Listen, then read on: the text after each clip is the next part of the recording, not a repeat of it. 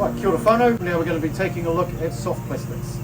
So soft plastics are very prevalent in most supermarkets and packaging, and that includes things like chip packets, biscuit wrappers, chip packets, snack block bags, lollipop wrappers, etc., and sushi packets. Now there's a really good test to know whether something is soft plastic and whether it can be recycled, is what we call the crunch test. So if you pick something up, an item like that, screw it up, let it go. If that bounces back, then you know that that's soft plastic and it can be recycled.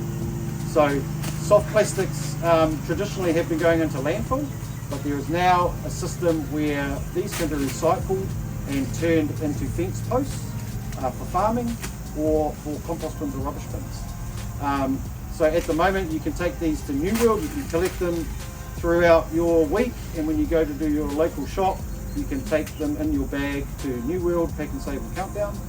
And you're here to hear first whanau, we're going to be the first iwi to have our own soft plastics bin, which will be coming very soon and will be positioned here at Parakore. So when you come and get your vegetables, bring your soft plastics and drop them off to us here. So stay tuned, we'll let you know when that happens, and we'll announce it so you can all start taking this out of your landfill and putting it into the right place. Sure. The main things that you need to be aware of with soft plastics and any recycling really is that it must be clean and dried. So if there's any residual food in there, you need to obviously get rid of it.